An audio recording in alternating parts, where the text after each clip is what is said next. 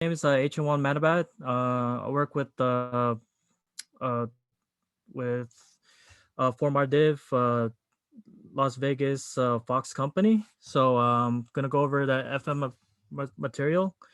It's gonna be on 110 tactical measures fundamentals. So the way it works in the FMF board is that they're gonna take everything off from the PQS. So any questions that can ask from the board, you can also refer to the PQS. So like looking at the PQS, which is on your left side here, you could see here. So like 110 Tech 1 explain the unaided day and night observation techniques. So that could be anything from, if you look into the manual, you say 110 Tech 1, they can ask you any of these questions. And so anything like night vision, and it could be in different orders. So it's best to know like the information, but at the same time they want you to use it in your own words. So you could go word for word or actually try to hit some main details on it there. So for here, so since we're going over for the unaided day and night observation techniques, um so you see the bold letters right away. That's the thing you're like looking for and what it does pretty much, right? uh, you got a question, agency, or not? Or No, I'm okay. So you got all these bolded letters. It's to to remember, like to study it by. I know it's a lot. It's dry, but the way I studied it, I did the same thing too, to read it over and over and over again. But just think of it as like survival, like what would you do in this situation while you're out in the field, how would you do it tactically? Like, okay, I'm out in the field, what do I need? Like, you probably learned it also in FMTV also, like you can't make any unnecessary movements, like little things, like light discipline, little objects here and there. The skyline is like, say, if you're like above like a mountain range, they could see a silhouette of you over, even at night, it's those little things that you want to look over and details here. And it's like they said, it's just being tactical while you're moving in your environment, pretty much, to conceal yourself, to make yourself less of a target um around your enemy. So that's one of it for your unnecessary movements. I know I don't want to go over it too much of it. I know you're gonna read it, but I just want to go over, like, just making sure that you got like a big idea of it, but when you're explaining it in the board, they want you to understand the things that you are doing while you're out there in the field, pretty much. So another thing they'll probably ask, they'll say, search, what are your fields of view? So there's three methods. So you got your off center, your scanning method, and your strip method. So your off center, which is, you probably, the like you'll see an object, and you'll see from your center of view, right? I mean, it might not be different, but it's just like say looking from 6 to 10 degrees a little bit, but it's right center in your vision. Scanning method, it's basically like looking slowly from left to right. It's almost like the strip method, but strip method is more like, um it's going more deeper, uh, well, just like overlapping. But uh but just knowing all these methods, if they ask you for fields of view, That's what they'll probably tell you in the board also, you know. Um if we go next to Okay, for Mhm. the those two different types of the scanning methods and then Uh-huh. the strip methods. So what is the Yeah. difference between those two? Because they kind of seem similar to me. Is Yeah, one supposed to be for like nighttime and one's supposed to be for daytime? so scanning overcome physical large and eyes reduce visual.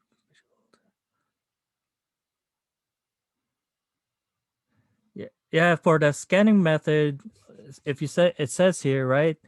At nighttime, it is essential to avoid directly to confirm its presence, right? So, I mean, scanning method, it's really, really, really slow.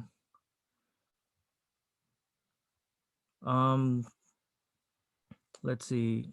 So if I had to guess, based off of what it's saying, scanning method is so you don't stare at something in the middle of the night and then think it's a some like say you look in the woods and you think it's a person, but because your eyes could potentially be playing tricks on you, you have to Mhm. kind of like look past it and look to the left and the right of it as you're moving to ensure that it really is that thing and not like the silhouette of actually what's a tree. And Right. that's done at nighttime versus the Mhm. strip method. It's picking an entire area that you have Mhm. to visualize and taking it into strips. That way you're not missing things by just looking way into like a field. Does that make sense? Is that a good strip or like I guess explanation? Probably yes. It would be like a good explanation. Yeah. Um. Oh, let me see. Where did I go? I lost my place. Oh shoot.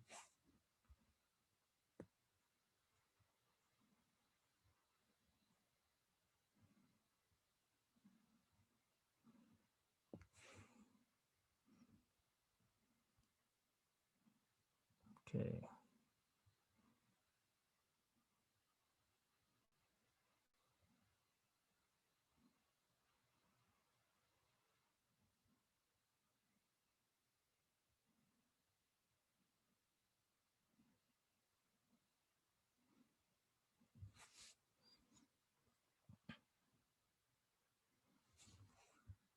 And it basically says like it's a really really like slow, so you're scanning really slow. And for the strip method, it's basically like for just a second, but it's like overlapping it pretty much. Okay, that makes sense. So if you could say overlapping, that would be another way for strip method. That's how people would probably remember it. And scanning methods are really really really slow. Okay. So the next one, how they probably ask you, hey, how do you preserve night vision? So basically covering one eye while you're at night, and if you're going to like a lighted area, that's how it probably like preserve it. Um Also like red light helps preserve night vision. Other factors that decrease night vision is fatigue, lack of oxygen, exposure to sunlight, alcohol, nicotine, age. They probably ask you about that too. Um, the decrease of the visual acuity. Um, and usually, like you said too, at night you don't want to directly look at the object because you could be seeing things. So you want to, like you said, the off center method. You want to go look left or to the right, so that way you could still see that silhouette. That's another way of enhancing your night vision. So the next one is enhanced hearing. So hearing, the way to amplify it, you open your mouth, or while if you're like in a safe area, remove your helmet to reduce the sound distortion because you have like you could have echo in the helmet, or you could put your ears to the ground to hear any sounds of walking or any vehicles for any enhanced hearing. So that's pretty much what we covered for hearing and vision. So the next one we're gonna talk about is the salute report. So salute report is they're probably gonna ask you um what's so the acronym is salute, and they want to know, okay, what does salute stand for. They'll ask you a size and strength, activity and action, location and direction of movement, unit identification, time of observation, equipment and weapons. But also maybe they probably tell if they tell you to go more in detail about it, size and strength. So they probably tell you maybe there's about 10 to 40 people. Activity, they're probably activity is either they're just on guard, or they're probably doing patrols. Location, they might be they're right ahead in the ridge, or around the mountains, the direction of movement, right? Unit identifications is like basically what it says here, like their unit markings, their uniforms. What can you tell about or what weapon did they have? Or the same thing it says in equipment, weapons here. Time of observations, like when did you actually see that those enemy troops, you know. So the example here on the bottom, they'll probably tell you, give me an example. Seven enemy troops traveling southwest, cross the road junction, Black Ridge. Unit unknown, or probably unit, they'll probably tell like, oh, they're wearing black camouflage at 13:38 at Zulu time, October 10th, carrying one machine gun, one rocket launcher. They'll probably tell you the salute report. What does it mean? And they'll probably give you like, hey, how do you give me a salute report, and you want to be able to give them this example while they ask you in the board. Okay, so we've gone over 110.2. The next one is going to be 110.3, which is your SMEAC, which is like your five paragraph operations order, which is what your SMEAC stands for: situation, mission, execution, your administration and logistics, and then your command and signal. And every time they always ask me in the board, they tell me like, "Hey doc, hey, where do you guys fall under this five paragraph order?" And we always tell them like, "Well, the docs always fall under administration and logistics, because it says here, it says rations, ammunitions, pretty much bullets and band-aids, right? Corpsman aid station, handle of prisoners of war, administrative and supply matters." They might just say that question, but you probably might want to understand the whole five paragraph order to understand like how they actually give out like mission briefs. If you stay in the green side for a long time and you're dealing with a lot of higher ups, I've done a lot of patrols when I was in Iraq and Afghanistan. Before we even move out of the wire, they would always give us an order, and the way the mission is entailed through that order is we always listen to these mission briefs. And that's why the Marine Corps had this SMEAC like five paragraph order.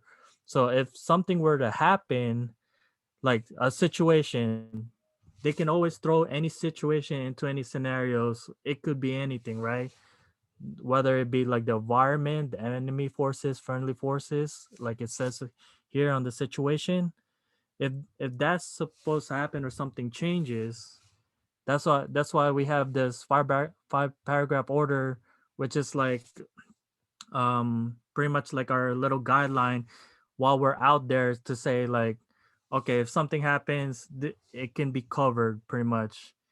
um it says here, next one, after situation, you got the mission, which mission could be like, oh, we're just gonna take this detainee or prisoners over there, or mission could be, hey, we're gonna talk to these locals and establish communication within the AOR. Um, execution is like basically like what what they're gonna do in within that five paragraph order. So we have the mission, and then they're gonna say this is what we're gonna do. We're going to do our PCCs and like our checks, like for weapons, our our supplies, making sure people are hydrated, everybody's like good to go for the mission.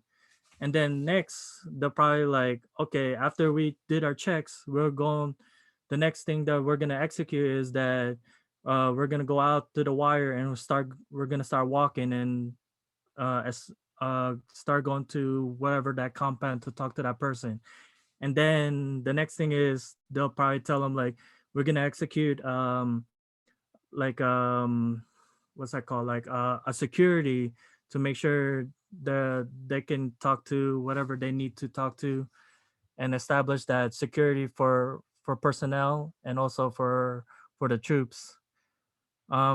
They also probably might tell like some timelines too, for the execution, like we're supposed to be here at this time at this date, and it could change too, like from the mission points, like from different or like different objectives. It can always change. And then like I said about like administration logistics, right? The corpsmen always fall under this, or like supply, or pretty much like ammunitions, bullets and band-aids, right? And then the last one for command and signal, that's always like making sure that comms is always up, that we have our call sign. So just in case if something happens, we can always call back to base, you know, back to the rear if we need that support. It's like, hey, we need a medevac, or you need a bird, somebody's down, or we have to change our position. We always got to let our COC know where we at all times, so they can pinpoint, okay, there's friendlies around your area. That's why it's important that that command and signal is there too, like in the five paragraph order. Any questions, HM2, as far for the SMIAC? It's pretty pretty self-explanatory. No, I'm good right now. Thank Good you. out. Okay. Okay. All right. So after that, after the SMIAC, the next thing they'll talk about is the arm signals, hand arm signals. They probably tell you like it's the way basically you just got to remember how what it says here, like doing your column formations, echelon left, echelon right. They'll probably tell you in the board like they'll call out, hey, how do you do a column formation, and you have to do all these arm signals pretty much.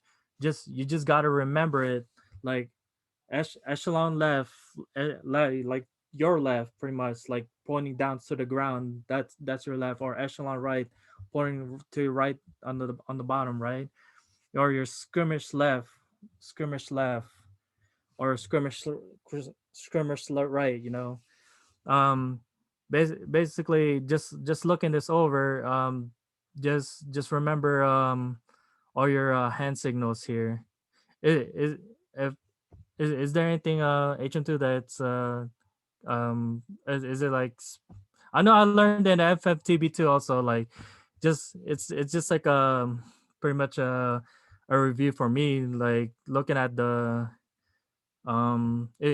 is there anything like in depth that for the No, I hand think with the signals? hand and arm signals, that's going to be something that we're just going to have to do. But unless you can think of Yeah. any like quick mnemonic and or like, oh, I remember this one because of this or something like that for any of them Mhm. to help like with people remembering. Well, it's just I think the I think that echelon one was helpful for me because I always get confused on which one it was supposed to be, but making sure like, oh, it's whichever one is your hand is pointing down to, that's the one that you're going yeah, to. So that's echelon left, yeah, that was that's helpful for me. hmm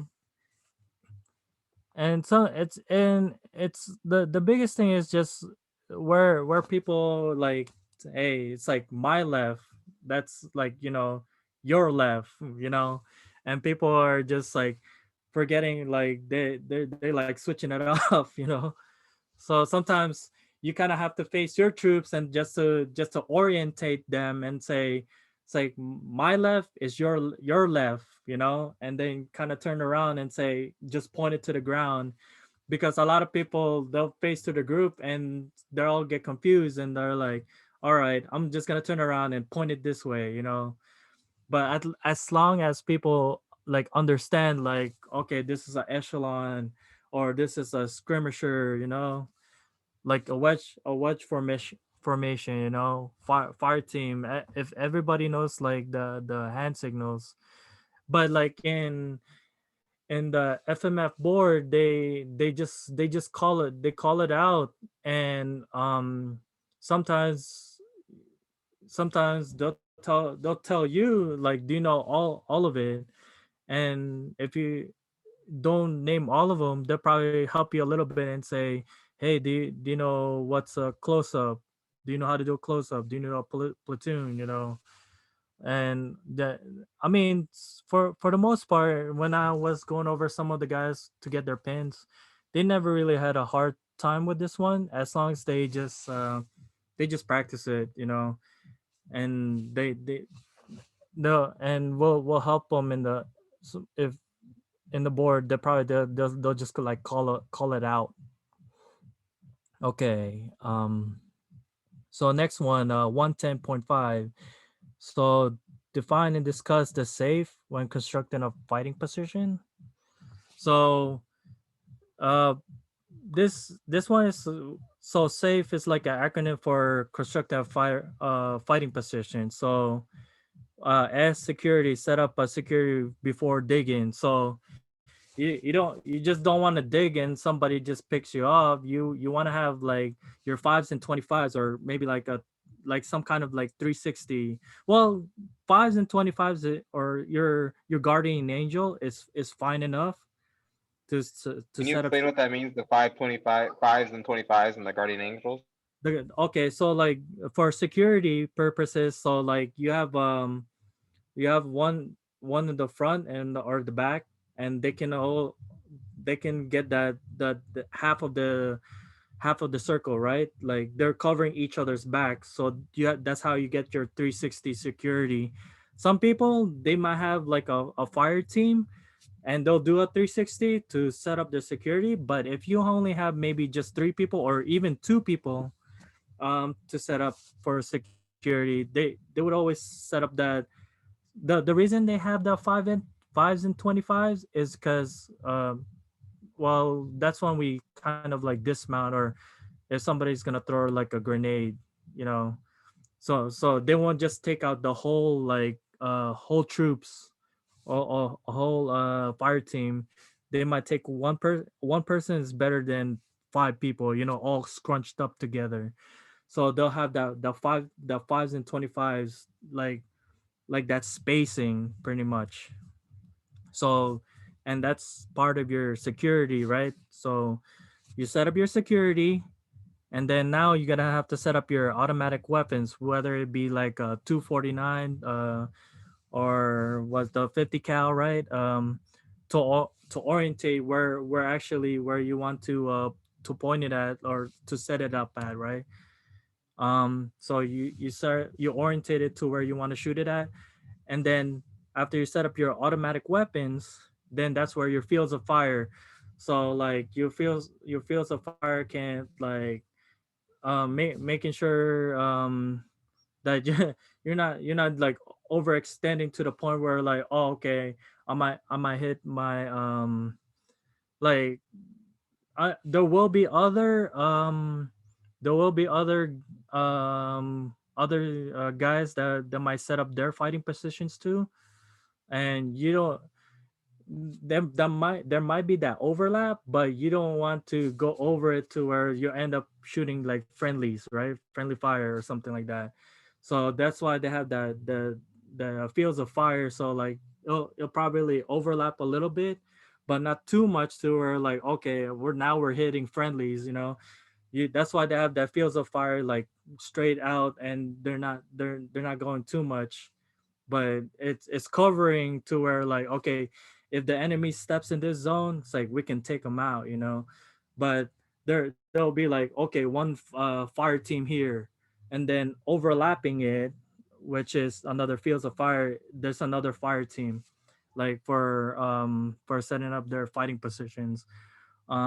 Entrenchment basically just pretty much digging in your position. So, and that's your safe when you're constructing your fighting position. Okay, all right, let's see what's gonna be the next one. All right, so the next one they're gonna discuss here are your fighting positions. Okay, so they'll ask you, say, how many fighting positions are there? There's two fighting positions. There's the individual, and then you got your two man, and then they'll probably tell you, okay, so what's the difference between those two? They're then you probably want to tell them like importantly um like for individual fighting position, the way I see it is like two man. You can always have somebody like backing you up. Like one person. I mean, if they need to take a rest, but for an individual fighting position, they're just by themselves, so it's kind of hard to stay up. They're pretty much by themselves. But if you have a two-man fighting position, they're always looking out for each other. But individual, you're just looking out for yourself. Basically, you're just by yourself. Um, but they'll show you all of this, the elbow rest and all, but they don't. They, I don't know if they might do it in the board, but I mean it's good to look over. But they probably just tell me like it's like what's the difference, what's like the advantages or disadvantages, right? For Do you mind going over those then? oh yeah, yes. So like even for individual fighting positions, they it, it is small and practical and less of a target because like it's really small. Um, but for the two man, yeah, the you I mean, it's you still got that big hole, so they can crush or go over through those fighting holes. One of the things I remember for the two man. Is that something Um, that can happen for the one man then?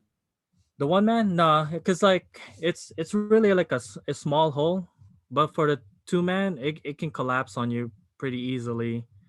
Um, Oh, so what you're but saying is with a two man, you can't two have man. someone right or roll over you, but with a one man, you can.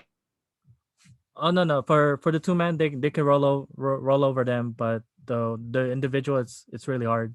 Because it's a really small, really small hole. I guess I'm confused then. Does that just mean Uh, like, oh, if they were to roll over you, then your hole would collapse if it was smaller as compared to if it was bigger? if the hole was bigger, it's easier for it to collapse. So then if something rolls over a two man, it is more dangerous because it's going More to dangerous. collapse as compared to if Yes. it's a single or individual, it's safe. Yes. Mm-hmm. Okay. Let me see if okay. Oh, see, already says here the advantage and disadvantages. Um, so the disadvantages for a two man fighting hole, since it's longer than a one man type fighting hole, the two man fighting hole offers less of a protection against tank crossings because of the long axis. Like like huge, long. Okay. So less protection against bombing, strafing, and shell fragments for the two man fighting hole. That's a disadvantage. Now the advantages of it is like mutual assistance. more eyes, right? Observation, reassurance. You got your buddy to back you up, or to you got more also bullets too. So like, hey, do you have any more weapons, or I mean, any more ammunitions that I can use? So, but if you just by yourself, it's like it's just you, you know. Okay, let's see if I could think of other things here.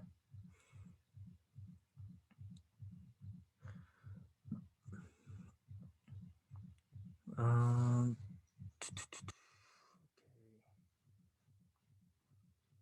I don't think they really went over too much on the do's and don'ts.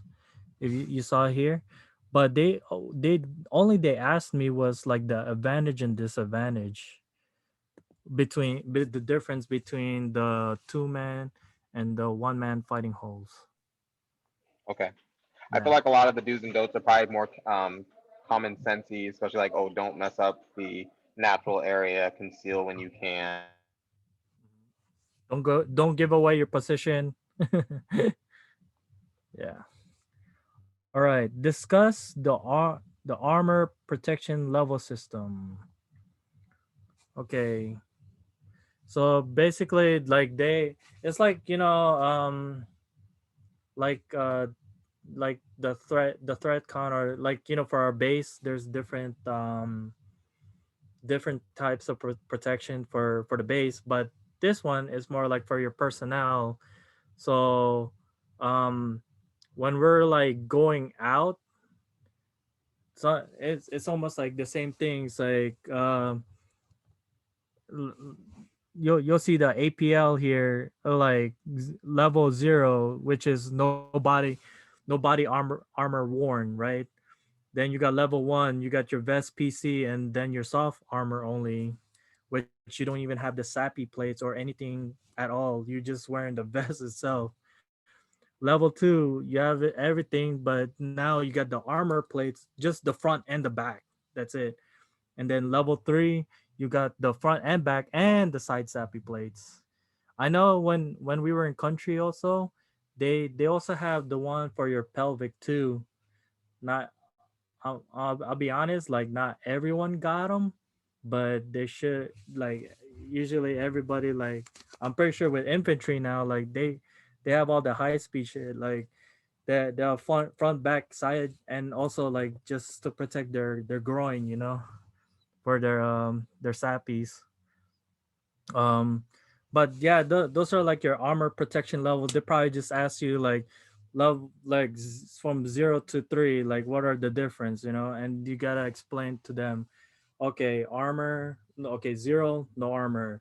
1, they have just a soft armored, but there's no sappy plates. So 2, they have this just the front and back sappy. 3, they got the side sappy and the groin plates also along with it, and the front and back. That's your, like for your APL, like your armor protection levels. Okay, so Do you mind explaining the part about the system? Because I'm reading over that and just kind of a little bit confused with that. The this 101 is or 110.8. 1.108.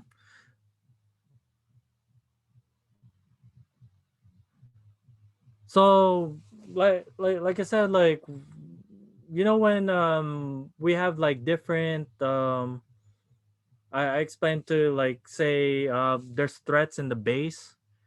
It's almost the same thing like with for personnel. So now it's not talking about going in the rear. Now this is more like for mission. So depending on the mission, or what the ever the unit commander says, like, okay, depend on the protective posture. They'll probably tell them like, hey, your protective posture is like wearing that specific equipment, right? That's why they have the APLs for, to establish, like, for the body armors. um so depending on the mission, that's how they determine the levels of protection, pretty much, when they're going out there to carry out their mission, or for their protective posture, for their like their fire teams or any units that are going out there.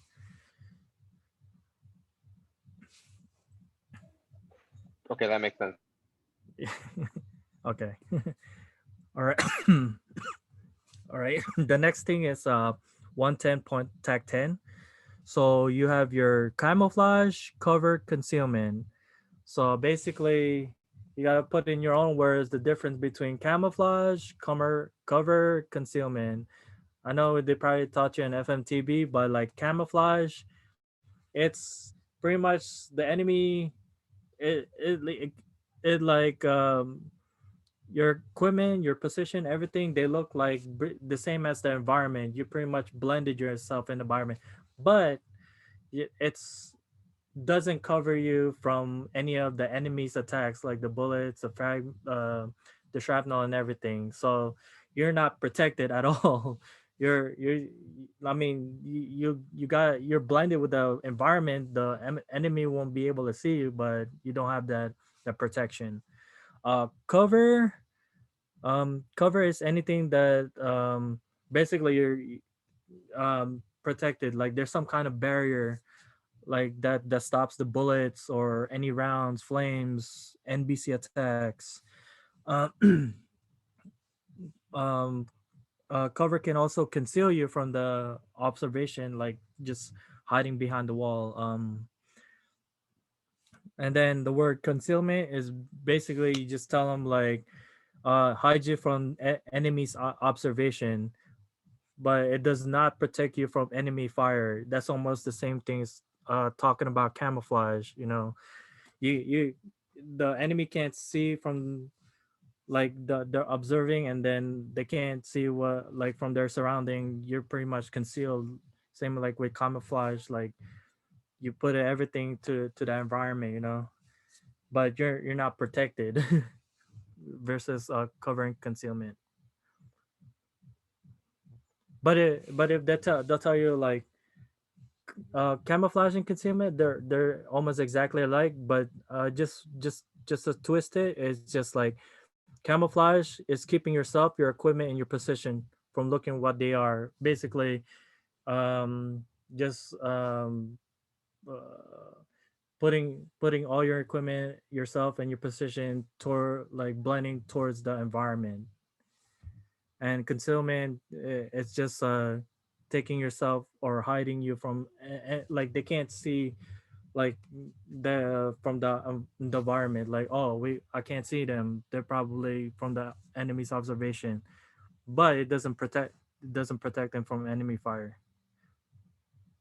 Okay. 110 point 11. So you got all these uh different individual movements.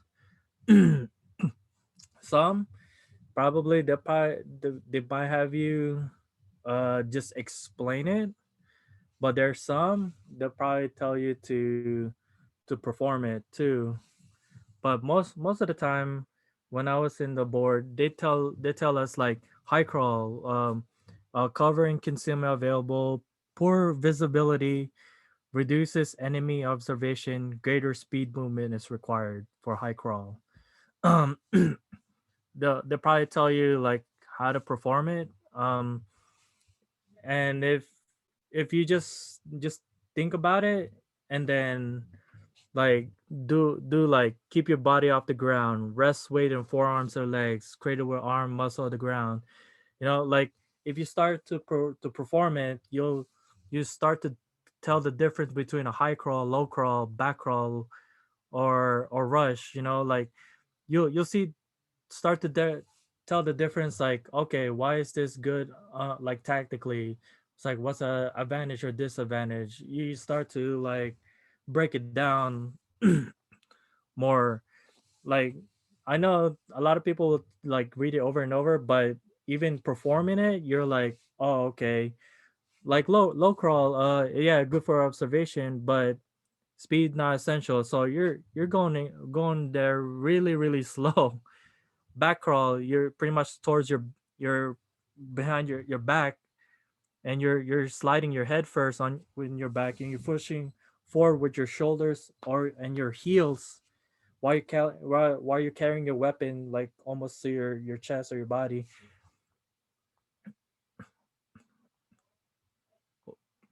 Then you got your rushes. There's one from starting from the prone position. um and basically it's just letting them know like, okay, I can execute all of this, and just reading from everything, like, and they'll probably tell you, hey, what's the advantage. They probably might tell you, hey, what's the advantage or disadvantage, from a high crawl, low crawl, back crawl, and your rushes. Do you mind explaining the different rushes or like what they would be used for, maybe? So like, mm, I've heard that term a lot with the Marines. They'll do like buddy rushes. So what entails is like for buddy rushes, that you'll hear from the Marines like they'll do um these exercises where like, hey, I'm up, Is that you're like the down, I'm up, he sees me, I down? you're down, yeah, like that. So when you see that, like when they're starting from their prone position, one person would like, it's almost like leapfrog, right? Like one person's jumping up already from prone position, running down, and then they'll slowly once they get ahead a little bit, a few meters, they'll go down. Then they'll signal the other person to, hey, I'm already down. So the next person, he'll jump up, go to the next, and probably overlap them or like pass them, and go a couple more meters down to cover more ground. But here, looking at the book, they'll probably tell you like, raise your head and steadily and select a new position. Lower your head slowly, draw arm inward, cock your leg forward, prefer to rush. You're pretty much you're ready to go. Either it might be right leg or your left leg, whatever your strong leg is to rush, right? But movement, raise your body, straighten both of your arms, spring your feet, stepping off of the left foot, and begin to run to the next position. They probably tell you to position always running zigzag in a zigzag pattern, but I right for like training purposes, I don't really honestly see them running zigzag. They're running like straight directly ahead. But honestly, like if they were doing that in like in probably the only time I would see probably zigzag is if they're in an urban like combat environment where like they're like really out in the open, and it's like they could be like easy targets. It's harder to be a target when you're going from like a zigzag rather than just straight ahead, which the sniper or somebody can like take them out. For the board, is the expectation that we like have these memorized, as in like they say like, hey, name the Mhm. 8 different movements, or is it going to be more of like, hey, describe to me what a night walk is, describe to me what a rush is? Mhm. And they just want you to know the difference. They probably tell you also, like I said, like the advantages and disadvantages, but they also want you to perform it.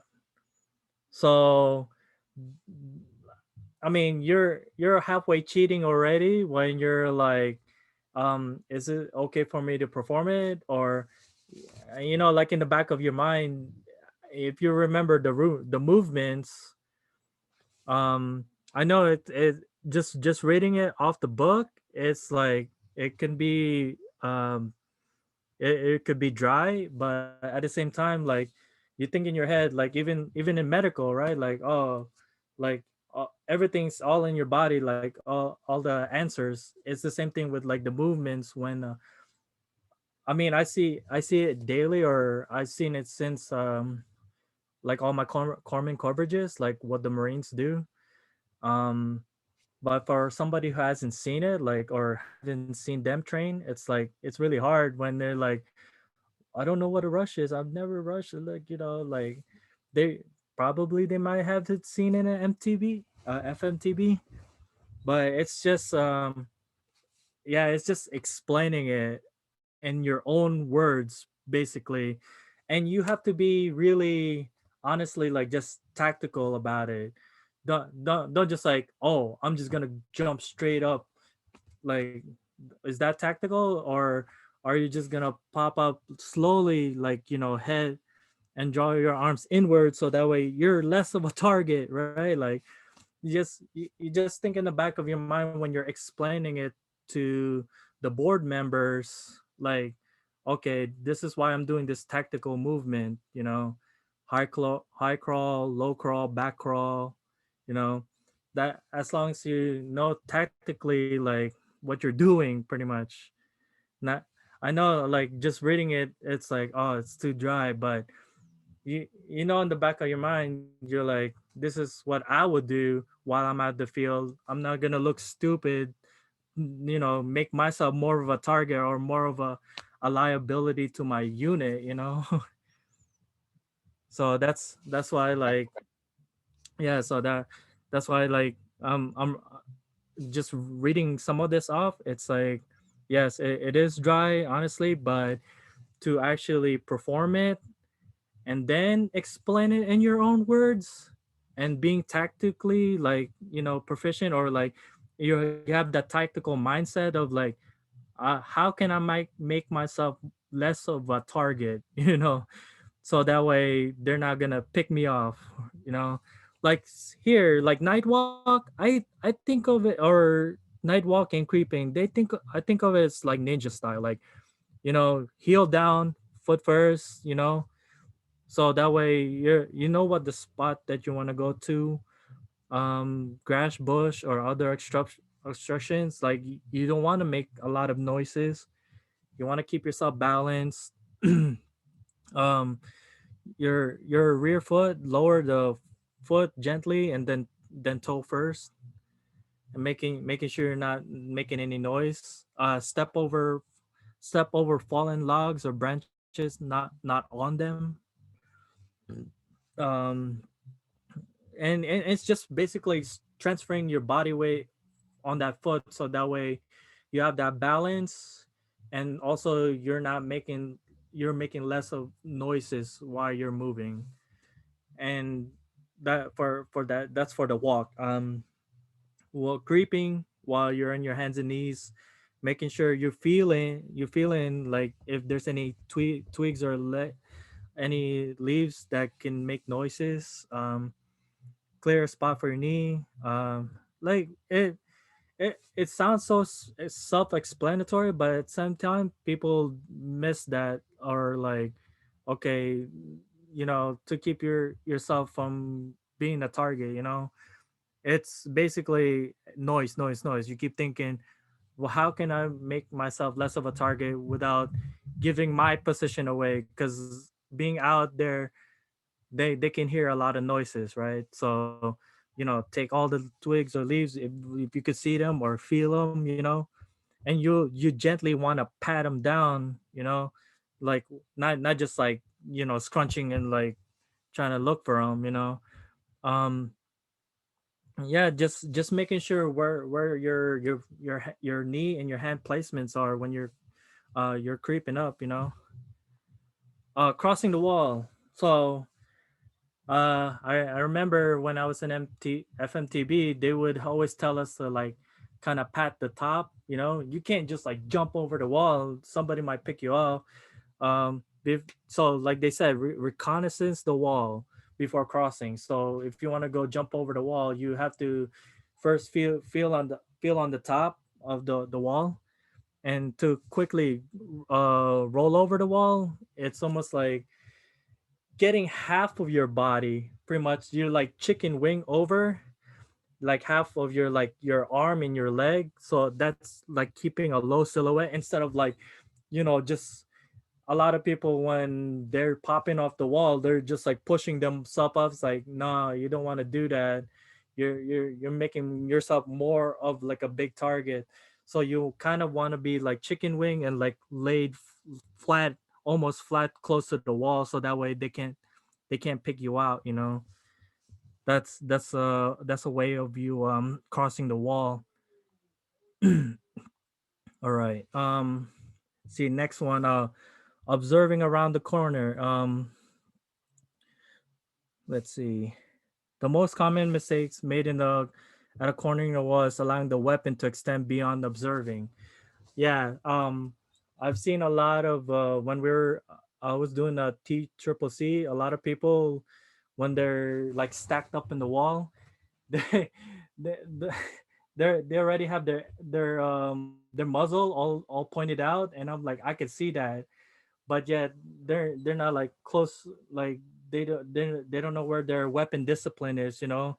And that's what it's saying there. It's like it's pretty much giving your position away. It's like, oh man, these guys, the enemy already sees like, oh man, these guys are gonna stack up on me because I already see the muzzle. What if they have like a grenade to throw at you, or a rocket propelled grenade like RPG, just to like, you know, take the your troops out? Like that's like one of those um yeah, like just giving your position away, just those little really little things, like like a muzzle awareness. um let's see. Short stock technique: the shooter should be capable of both left and right hand firing, using the effective around the corners.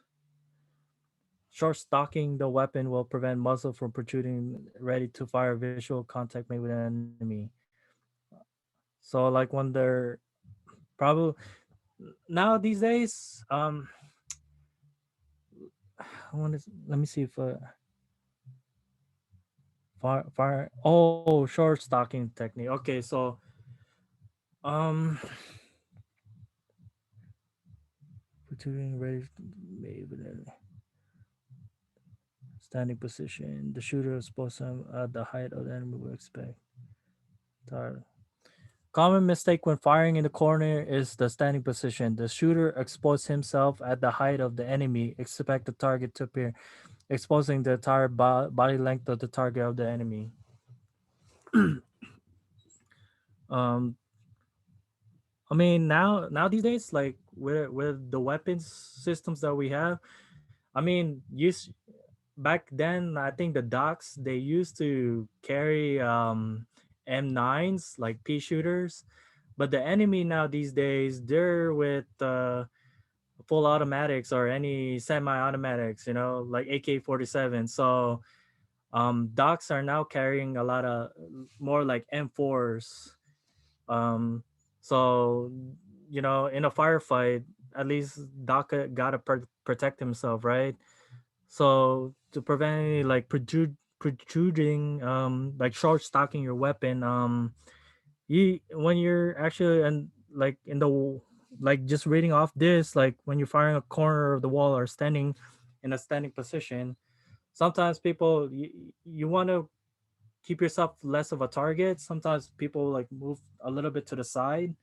You don't want to be like full body, you know, when you're like turning towards the corner, right?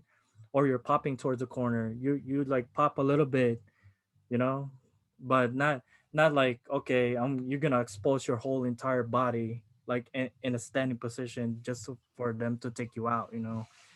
So is figure 3 on page 100 at the bottom? Is that supposed to be for popping the danger area? Oh, the for that, oh yes, that would be like your short stock. Like a lot of people like probably they'll see like them standing, but that they won't see that at all. Like it would be like a minimal, like less of a target, right? But they would think that, oh, this like you'll see it like in movies and like, okay, this guy's popping in the corner standing, right? But you won't see this like him like right there, like. And plus like short stocking, it's more like it's almost like close to his body, but it's almost close to the wall, right there in the corner. Yeah, that would be like a good example right there. Okay, that makes sense. The for the stocking technique. And then for crossing the danger area. Okay.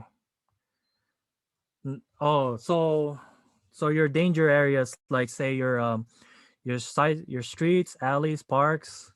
Like basically, this is like your urban area, right? Those are your kill zones, pretty much. They're probably set up like their fields of fire by, if it's not like a crew serve, then it might be like some kind of like sniper fire. Yeah, you don't want to be like out in the open. And if you are kind of out of the open, you want to get out of the danger zone, you want to be doing the zigzag motion, but you want to go to the side where they're not going to pick you off, you know.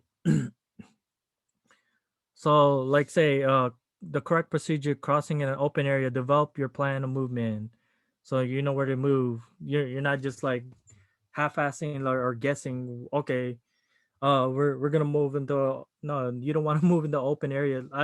I've seen people just go to the side of the buildings so that they're less of a target, right? Um, sometimes they'll probably use hand grenades, you know, smoke grenades to conceal their movement. Run to the shortest distance between buildings from building next. Um, sometimes you got to make your reconnaissance. Like say if there's enemies up in the building, best cover concealment. But one thing they really honestly like taught us though, like when you're moving out like to the side of the buildings, you don't want to be in open, like they said, be on those open uh park streets or those alleys where it's wide open. They have the advantage of taking you out from the top. But if you're close to the wall, it's like how are they gonna take you out from the top, right? But like their angle of attack, pretty much, if you can still see a reconnaissance, it's like it puts you less of a danger rather than right being open, right? Pretty much. That's one way I could think about it. When you're moving from building to building, pretty much, you never see somebody out in the running out in the open because of like sniper fire. Okay, so the next one is Castleback categories. Uh, hmm. Would they go over this? Because like basically, as a corpsman, they probably tell you, hey, what are your Castleback categories? Your priority ones: urgent, priority 1A, urgent surgical, priority 2, priority 3, routine, 4, convenience. They'll probably just ask you a little bit of that, what are the difference of the Casavac categories, and what's like, to put in according to the guidelines in this book right here. And they're probably gonna look for what's that 2 hour, what's that 4 hours, what's the difference. Urgent and urgent surgical, they're basically the same, 2 hours, but one is just surgical. Priority, they say 4 hours. Three is like within evacuated 24 hours. And convenience is whenever it's convenient for the patient. So those are your different Casevac categories. I don't know if they're probably go in depth, depends on the proctor or the board members, but most of the time they probably just tell right off the bat. And I think they might skip this because, like, oh, you're Corman, you already know this. But I just want to make sure I just go over it a little bit, just for training purposes. Um, so the next one here, it says discuss the criteria for helicopter landing zones. So you always want to pick favorable like terrain, like making sure that it's able to support the Casevac, making sure the landing zone is like really huge.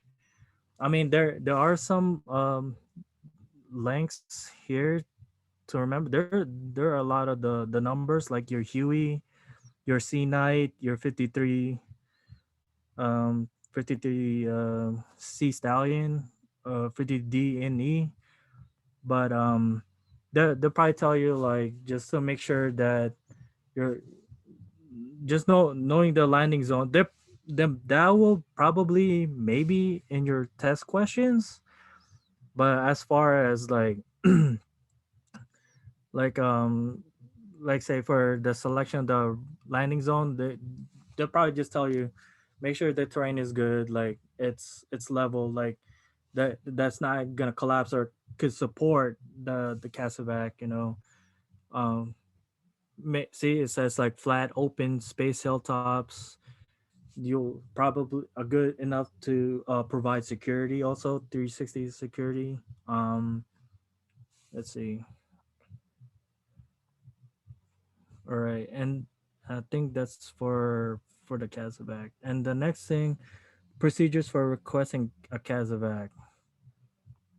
Let's see.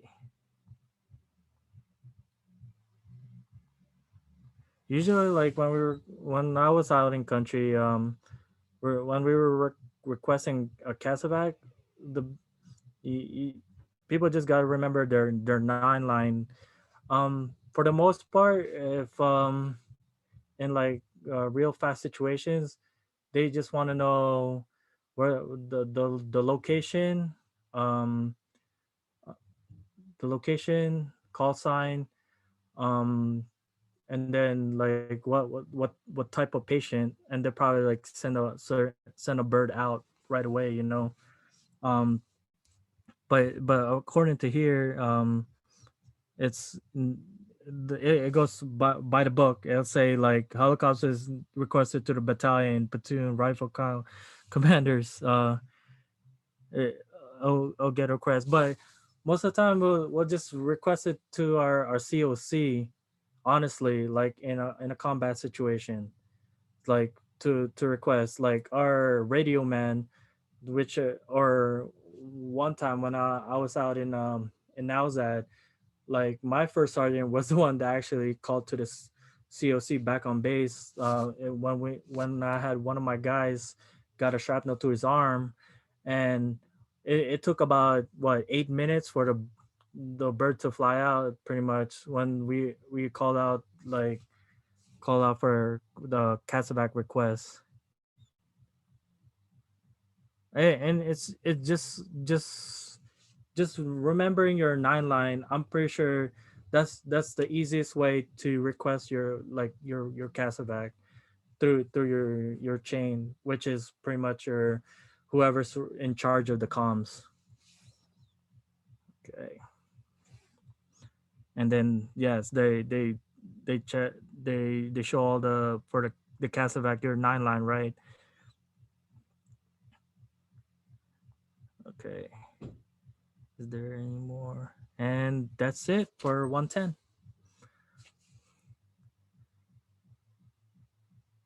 Is there anything else you want to go over, HM2?